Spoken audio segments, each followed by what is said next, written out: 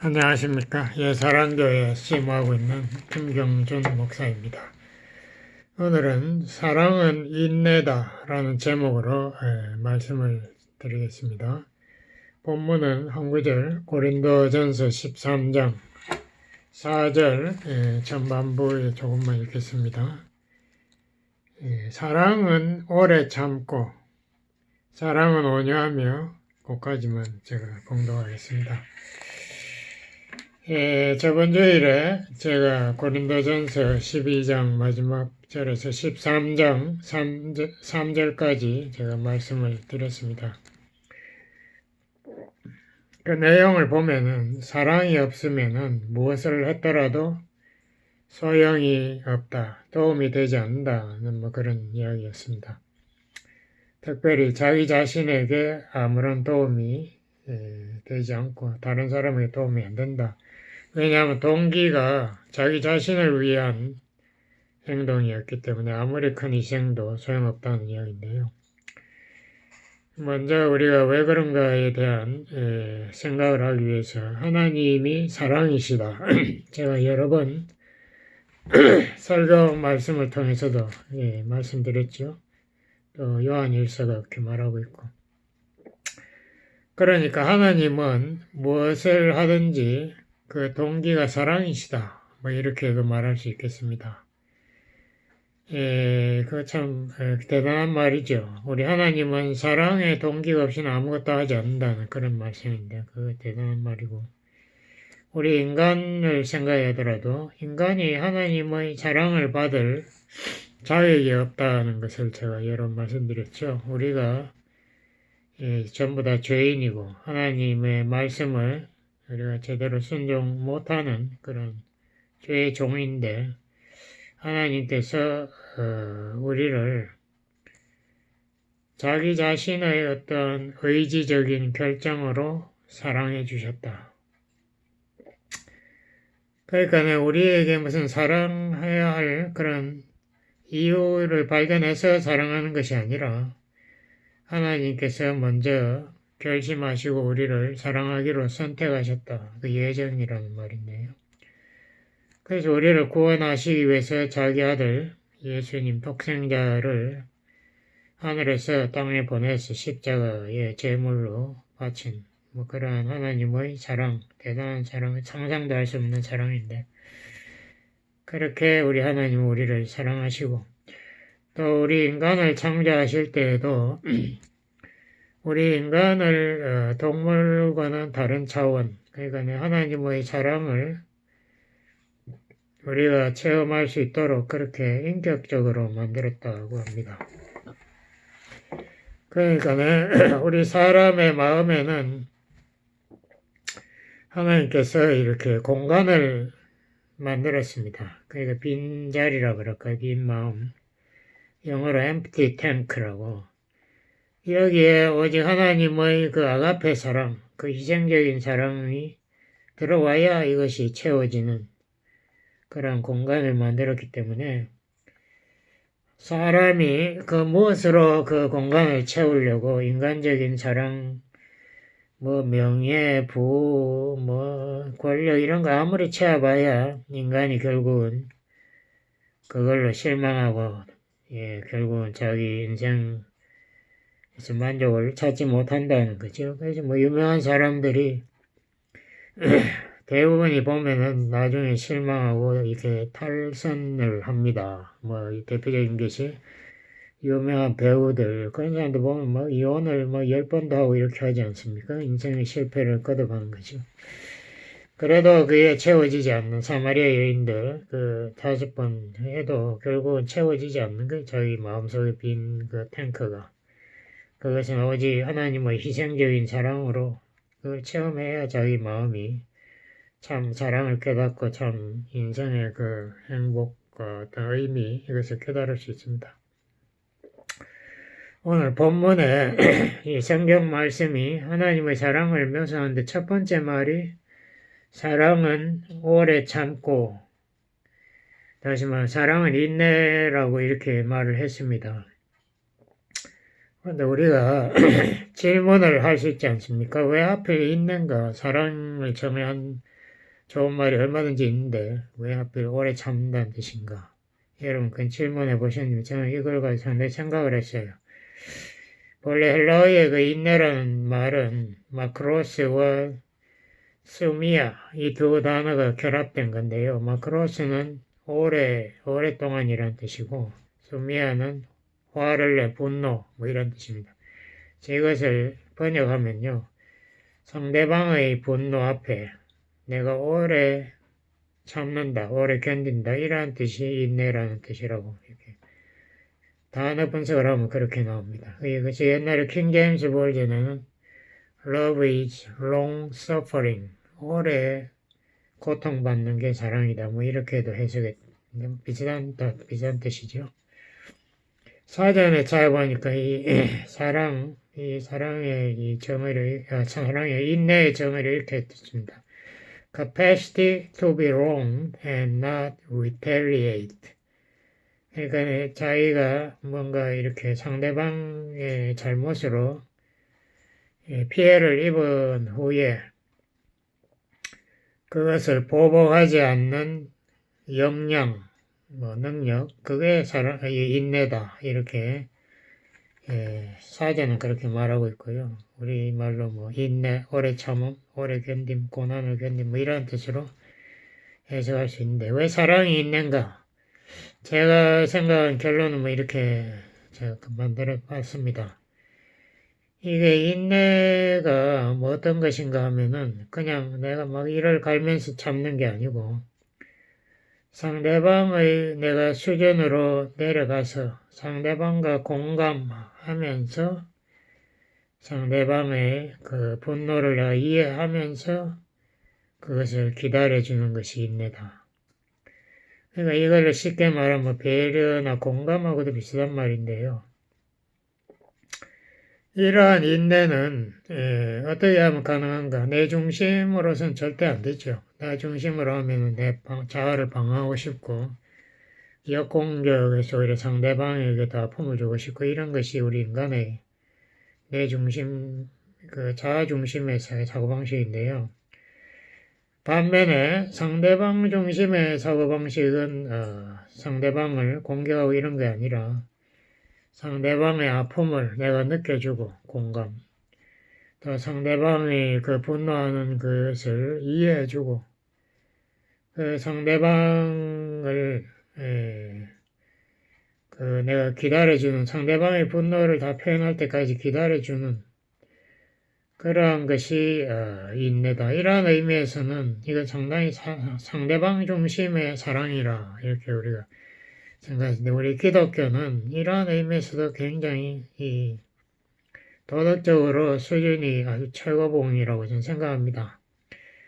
다른 어떤 종교에도 이런 것을 자기 종교의 그 가장 최고의 단계라고 이야기하는 종교는 제가 알기로는 없어요. 인도의 힌두교, 불교 이런 데서 그런 말 없습니다. 제가 알기로는. 불교에서 가르치는 건 측은지심을 가르치죠. 불쌍히 여겨라. 그거는 내 중심에서 상대방을 보고 불쌍하게 여기는 그런 거지. 내가 상대방의 수준에 내려가서 상대방을 이해해 주려고 하고 같이 아픔을 느끼려고 하고 그 사람을 분노 표현하는 것을 기다려주고 이렇게 그런 것은 아니에요. 측은지심 그건 아니죠. 제가 요새 이렇게 아침에 한 2년 동안 제가 이렇게 보아오니까 제가 달리기에 자깅하면서 보니까 미국 사람들이 한 2년 전부터 개를 많이 데리고 나오더라고요. 개하고 같이 산책을 하는 게 아주 유행인데 특히 여자분들이 많이 나와서 다니는데 제가 보면서 이게 하나 느낀 게 있어요. 그 미국 사람들이 개를 굉장히 사랑하지 않습니까? 자기 가족같이 느끼는 잘 알려진 거고 어떤 사람 보니까 개한테도 자기 유산을 물려주고 이러더라고요. 근데 이분들이 산책할 때 제가 특징을 하나 살펴봤는데 이 개가 가다가 냄새를 킁킁 맡으면서 어떤 자리에서 다른 데로 안 옮기고 거기를 자꾸 돌면서 냄새 맡는 그런 게 있지 않습니까? 그런데 저 같으면 그때 목을 확 당겨가지고 빨리 가려고 이렇게 했을 것 같은데, 뭐 대부분의 미국 사람들 보니까 그 개가 냄새 거기에서 충분히 맡도록 기다리더라고요. 그래서 개가 한참 냄새 맡다가 이제 자기가 가기로 결정하면, 그래서 이제 걔가 움직이면 걔를 따라가더라고요.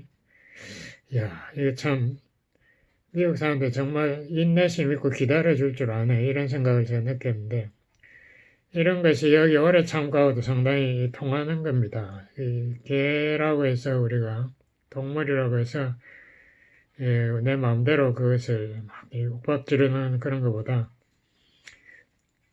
그 개가 하고 싶은 것을 하도록 배려해 주는 거, 뭐 이런 거, 인내가. 그래서 인내가 참 중요한 것 같아요. 그래, 또 우리가 인내하는 이유는, 성경에 보니까, 이 마태복음 7장에 보니까 예수님이, 다른 사람 눈에 티를 빼내려고 덤비지 마라. 비판하지 마라. 네가 비판받기 싫으면 일어나세요. 그리고 네 눈 속에, 내 눈 속에 있는 들보부터 빼야 다른 사람의 눈도 제대로 보고 그 사람의 눈에 티를 뺄 수 있다. 이 통나무가 눈에 들어갔더니 과장법이겠지만은, 그런 말씀 가운데서 우리는 다른 사람의 눈에 티를 논할 자격이 없다는 것을 예수님이 분명히 이야기했습니다. 다시 말하면 대부분의 경우에 문제는 내한테 있더라고요. 상대방에게 우리가 있다고 확신하고 덤벼들어도 나중에 쭉 이게 사정을 깨달으면 결국 내가 뭔가 잘못한 것이 많아요. 그래서 내가 자꾸 남을 판단하려고 할 때에 오히려 문제는 더 커지고 문제 해결 안 돼요. 이럴 때는 로마 12장 19절처럼 하나님이 진짜 재판장이기 때문에 잘잘못은 하나님께 맡겨라. 하나님이 심판하신다고 말씀하시기 때문에 우리 그리스도인들은 주님 앞에 선 날을 기다리고 그 앞에서 모든 것이 해결되기 때문에 그게 믿음으로 사는 사람의 특징이 아닐까 이렇게 생각합니다. 그래서 우리가 보복하려고 덤비고 거기에서 상대방 이게 오히려 역공격을 하려고 덤비고 상대방의 잘못을 지적하려고 덤비고 이러한 유치한 차원을 성숙해서 극복해야 되는 그것이 참 사랑을 소유한 저의 성품이 아닌가 이렇게 생각합니다. 그래서 본문이 참 우리에게 많은 도전을 주는데요. 야고보서 1장 2절에 4절에 우리에게 이러한 인내를 도전하는 여러 가지 시련들이 온다. 하나님께서 우리에게 시련을 허락하신다고 이렇게 써놨습니다. 제가 읽어보겠습니다. 야고보서 1장 2절 내 형제들아 너희가 여러 가지 시험을 만나거든 뭐 시험이라고도 하고 시련이라고도 하는데 온전히 기쁘게 여기라. 이는 너희 믿음의 시련이 인내를 만들어낸 줄 너희가 알미라. 그러니까 이 시련 혹은 시험이 우리를 위해서 온다. 우리에게 인내, 이 사랑의 성품을 이루게 하기 위해서 온다. 인내를 온전히 이루라. 이는 너희로 온전하고 구비하여 조금 더 부족함이 없게 하려 함이라. 좋은 말씀이죠. 말은 쉽지만 이게 정말 실천하기 굉장히 어려운데 여러 가지 시련이 우리에게 들이닥칠 때에 우리 마음속에 여러 가지 자아 방어하고 싶은 유혹이 생기고 우리 마음속에 여러 가지 분노가 떠오르는 건 너무 당연한 것 같아요. 근데 여기에서 시련이라는 말을 썼고 또 야고보서 1장 13절 이후에 보면은 헬라어랑 같은 말이지만 우리말로는 죄의 유혹 영어로는 시련 trial 죄의 유혹은 temptation이라고 하지 않습니까? 뭐 그렇게 13절 이하도 제가 읽어보겠습니다.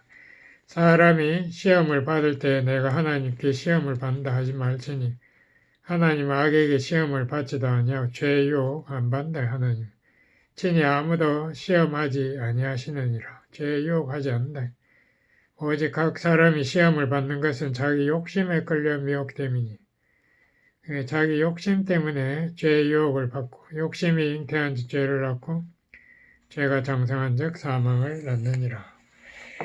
죄의 유혹은 우리의 믿음 혹은 우리의 성품 발전에 아무 도움이 되지 못한다. 그러니까 죄의 유혹은 참는 게 아니라 피하는 거예요. 요셉이 그 12대장 와이프가 유혹할 때에 그 자리에 옷을 벗어두고 도망쳤다. 그것이 잘하는 거예요. 유혹은 피하는 거지 그걸 참는 게 아니에요. 그럼 우리에게 어떠한 시련들이 오는가? 우리가 마태복음 5장 10절 이하에 보면은 예수님이 그런 말을 했습니다. 이제 우리가 신앙생활 제대로 하고 주님 사에 가려면은 반드시 핍박이 온다, 시련이 온다. 그 핍박은 사탄 혹은 세상이 오는 핍박이다 라고 했습니다. 그리스도를 위해서 의롭게 살려고 하면 핍박이 반드시 오게 돼 있다. 그럴 때 우리가 인내할 때에 우리가 정말 사람이 더 온유해지고 사랑이 더 풍성하게 된다. 참 우리에게 그것도 축복이다 하고 이렇게 여기라는 거죠. 또 우리 현대인의 문제 때문에 오는 여러 가지 시련들이 이것도 우리를 고쳐주려고 오는 시련인데요.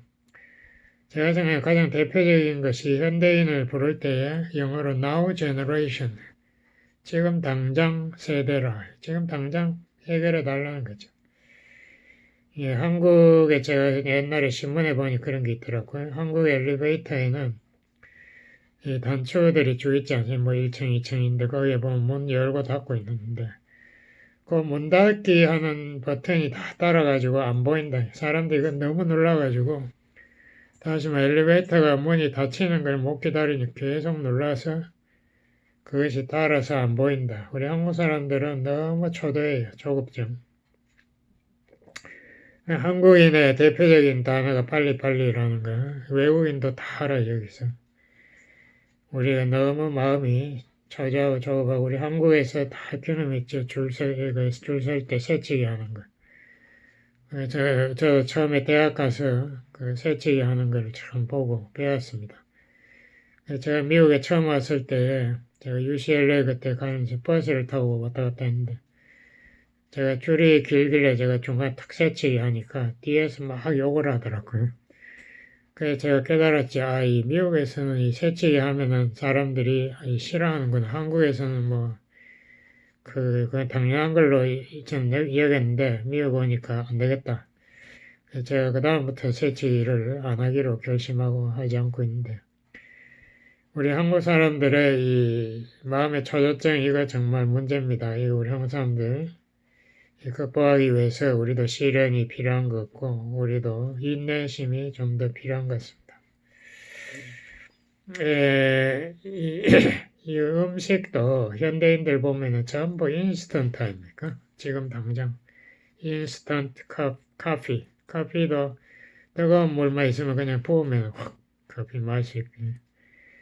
음식도 인스턴트 푸드이 마켓에 가면 얼마인지 팔아요. 그래서 그걸 마이크로오븐에 넣고 한 2, 3분만 돌리면은 그게 먹을 수 있게.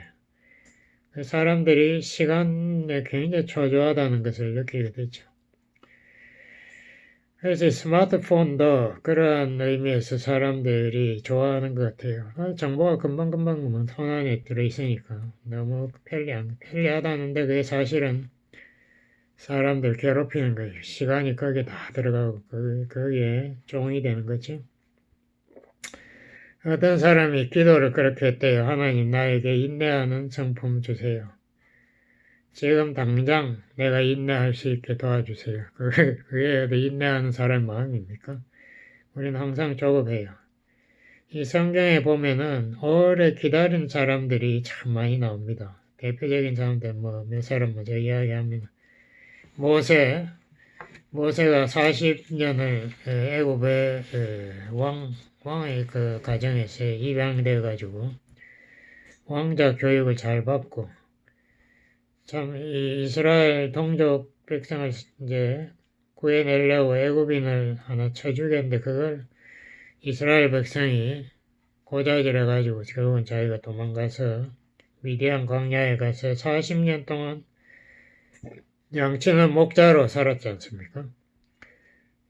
제가 생각에 40년 후에 모세는 자기 인생을 완전히 포기했을 거예요. 뭐 내가 무슨 왕자는 뭐커녕 지금 뭐 저 지방 구석에서 산골짜기에서 지금 목자 생활 양과 뒹굴고 있는데, 근데 하나님이 모세를 그 가시덤불에서 불렀는데 그때 모세가 그러지 않습니까? 나 못해요. 내가 가면은 이스라엘 백성들 믿지도 않아요. 옛날에 40년 전에 잘 나갈 때 시도했는데 실패했는데 지금 안 된다. 모세가 굉장히 겸손해졌다고 볼 수 있어요. 그래서 하나님 모세가 세상에 가장 겸손한 사람이다라고 증거까지 했는데, 그래서 결국은 하나님이 그 이제 40년 목자 생활 후에 80세에 모세를 불러가지고 이스라엘 백성을 그 애굽에서 탈출시킵니다. 그래서 모세가 그 다음 40년 동안 광야에 헤매면서 이스라엘을 그 약속의 땅으로 인도하는데, 모세가 결국은 그 40년 광야 그 지도자 생활에서 실패합니다. 왜 실패했나요?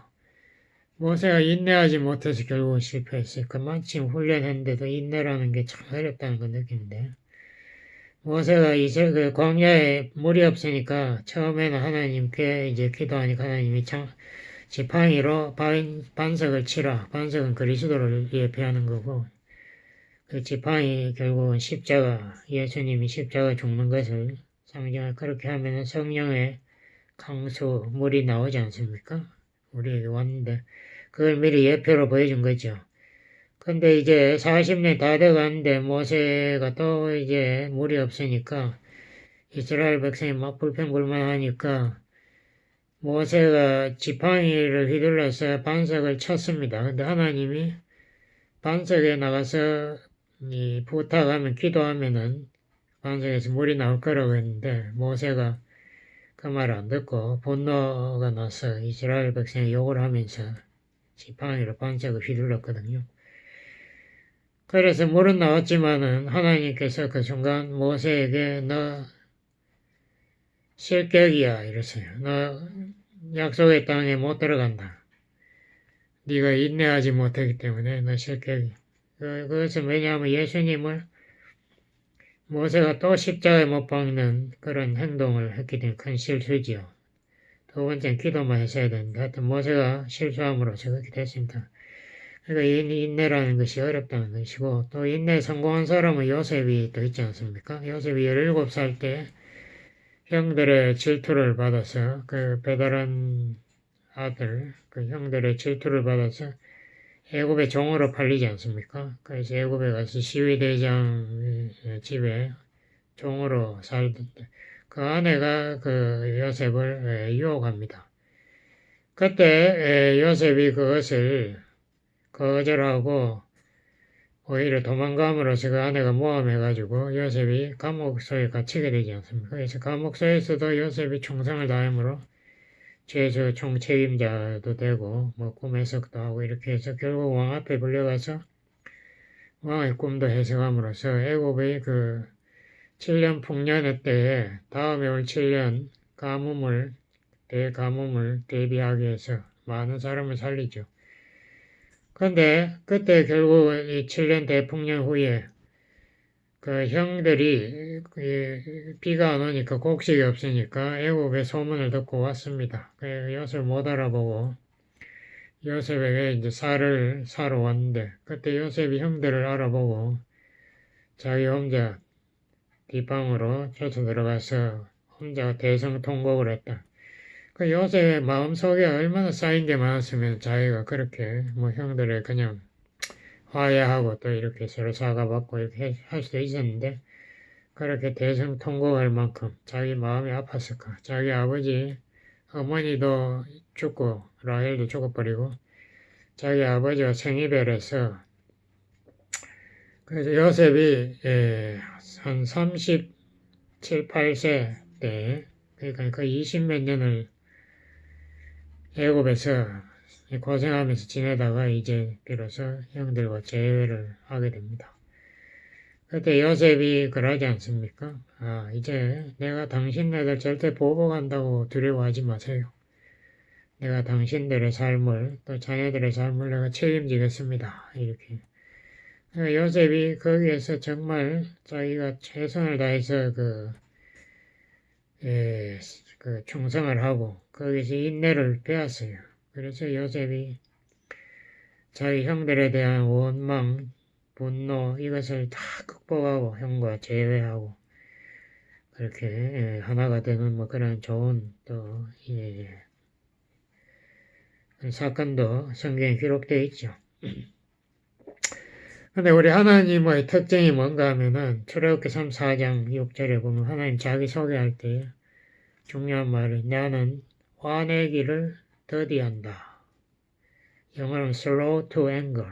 나는 화를 잘 안 낼 뿐만 아니라 화를 굉장히 오랫동안 기다렸다가 낸다. 하나님이 이스라엘 백성이 광야에서 그렇게 계속 불평하고 대항하는데도 끝까지 참고 그 다음 세대에 결국은 약속의 땅에 그들을 데리고 들어가지 않습니까? 그리고 거기 약속의 땅에서 또 계속 우상 숭배 이렇게 한데도 몇백 년 오랜 기간을 지나서 비로소 그들을 심판해버리고 마지막에는 결국은 그 포로들이 돌아오게 해서 또다시 메시아를 기다리게 하고 그때 메시아가 돌아오는데 우리 하나님이 처음에 아담에게 메시아를 보내겠다는 노아 언약을 아담 언약을 하고 난 다음 거의 4,000년 후에 메시아를 보냅니다. 그러니까 우리 하나님은 끝까지 기다리는 거예요. 그때 모세 때에도 이스라엘 백성들이 애굽인들 때문에 굉장히 고생했지 않습니까? 그때 이스라엘 백성들이 막 비명을 지르고 하나님 앞에 애원했는데도 하나님 그냥 모세가 지도자의 자격을 갖출 때가 40년을 또 그냥 기다리는 거예요. 하나님은 시간이 초조하지 않아요. 언제든지 하나의 일꾼을 키워서 자기의 사역을 맡길 수 있도록 기다리는 하나님. 우리 하나님 인내심 대단하죠. 우리 인간들 사이에 왜 인내가 필요한가? 여기서 제가 생각해 봤는데요. 첫째로 우리 인간들은 전부 죄인 아닙니까? 그러니까 전부 불완전하고 이 완전한 이상적인 인간은 아무도 없어요, 세상에. 뭐 바울도 뭐 베드로하고 뭐 논쟁도 벌리고 바나바하고 싸워가지고 헤어지기도 하고 저번에 보니까 TV에 그 뉴스 나왔는데 이 프란시스 교황이 관중들이 막 환호하니까 좋아가지고 악수하다가 어떤 여자분이 그 팔을 당겼어요. 자기하고 악수하자고. 그러니까 팔을 팍 부딪히면서 거기 돌아서가지고 뭐라고 투덜대면서 가더라고요. 그게 화가 난 거예요. 그 다음날 뭐 그 사과 뭐 하긴 했는데 교황이 뭐 그렇게 대단한 사람 전 아니라고 생각했지만 그래도 천주교인은 뭐 그 사람 천사같이 생각하는데 그 사람 그렇게 화를 벙컥 내는 그런 사람이라는 것을 보고 참 많이 실망했을 거예요. 그래 뭐이 스노우 화이트 백설공주 같은 데서 뭐 완벽한 왕자가 와서 스노우 화이트 잠자는 것을 깨우고 뭐 하지만 현실 세계에는 그런 사람은 없습니다. 우리 인간은 다 불완전하고 자아가 불안하고 그러니까 자 성을 벌컥 내기도 하고 이렇게 하는 거예요. 그리고 또 인간은 또 똑같은 사람이 세상에 상동이라도 똑같지 않아요. 다 다르다 이거죠. 그러니까 내하고 생각이 똑같은 사람이 세상에 아무도 없어요. 그럼 뭐 당연한 이야기죠. 성품이 또 어떤 사람 내향적이고 외향적, 어떤 사람은 감정적이고 어떤 이성적이고 어떤 사람은 생각을 많이 침착하고 어떤 사람은 행동이 빠른 조급증이 있는 사람 뭐 이렇게 여러 가지 사람들이 다 있다. 그렇기 때문에 내가 저 사람을 완전히 이해했다. 뭐 결혼 생활을 20, 30년 하면 그 서로 부부간에 완전히 알고 이해한다. 그건 완전 거짓말입니다. 절대 그건 불가능한 이야기. 이 세상에 눈이 오면요. 눈에 그 결정체 모양이 보이는데 눈이 그 수천억 개가 떨어지는데 그 결정체 모양이 다 다르대요. 그거는 너무 신기하지 않습니까? 사람의 지문도 사람은 다 다르고 DNA도 다 달라요. 그게 같지 않아요. 그러니까 이게 내하고 저 사람이 왜 생각이 다른가 화를 벌컥벌컥 내는 그 사람이 잘못한 사람. 사람들은 전부 내 생각과 다 다르다고 해서 무조건 틀렸다고 이 흑백 논리 그거 잘못된 겁니다. 다른 게 오히려 너무나 당연한 거죠. 다르기 때문에 저 사람 공격하고 저 사람을 내가 밀어내야 된다. 그 잘못된 생각이죠. 그래서 제가 아까도 말씀드렸지만 많은 경우에는 오히려 내가 틀렸더라고요. 전 상대방이 틀린 게 아니고 내 눈에 대들보가 있었더라고. 그렇기 때문에 나의 그 주장 생각을 상대방이 강요한다는 게 이거 굉장히 잘못하는 겁니다. 그것보다도 우리는 항상 기도해야 돼요. 하나님, 당신의 뜻이 무엇입니까? 당신의 뜻대로 내가 따라하도록 도와주세요. 예수님도 그랬지 않습니까? 마지막 겟세마네 기도에서 내 뜻대로 마시고 아버지의 뜻대로 하옵소서.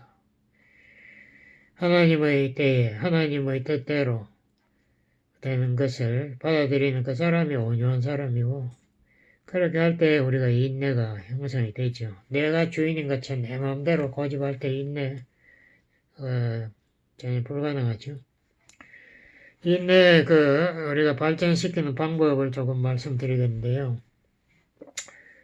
첫째로 이것을 우리 기억해야 됩니다. 하나님은 나 같은 인간도 참는다, 인내하신다. 그렇기 때문에 나도 나 자신에게 인내해야 되고 또 내 이웃에게 인내해야 한다. 우리 하나님이 참되 내가 못 참다고 그렇게 하는 거 보기 싫은 거죠. 그리고 하나님은 아까도 말씀드렸지만 내 수준으로 찾아오신 분이 성육신. 그래서 나도 상대 수준으로 찾아가야 된다, 내려가야 된다. 배려 혹은 관용 뭐 다 똑같은 말인데. 그리고 상대방을 기다려줄 수 있어야 돼요. 분노를 펑펑 내는 조급증 환자가 되면 안 된다. 그리고 우리가 사람은 이 이성적인 생각보다는 감정이 굉장히 훨씬 더 강해요. 파워풀한데 이 감정을 조절 못하면 안 돼요. 그러면 꼭 문제가 생기니까 우선 심호흡 하는 걸 배워야 됩니다. 심호흡을 한 10번만 하면은 웬만큼 마음속에 들끓는 것도 가라앉아요. 여기 숨을 내쉴 때 한 10초 정도 길게 내쉬는 거 한 몇 번만 해도 마음이 가라앉죠. 그리고 타임아웃이라고 지금 이 상황에서 내가 빠져나가야 돼요. 그래서 내가 갑자기 밖에 나간다. 그 좋은 일입니다. 밖에 나가서 나의 감정을 좀 가라앉히고 들어오는 거. 산책을 하든지 근처에 공원에 가든지 혹은 내가 좋아하는 운동을 하든지 혹은 취미 뭐 이런 거 해서 나의 감정을 좀 가라앉히고 그러고 대화를 하는 것이 훨씬 더 건설적이죠. 상대방을 공격하고 논쟁을 일으키고 불평불만, 역공격 뭐 이런 거 더 악화되죠. 그리고 야고보서 1장 19절에 좋은 말씀이 있습니다. 네,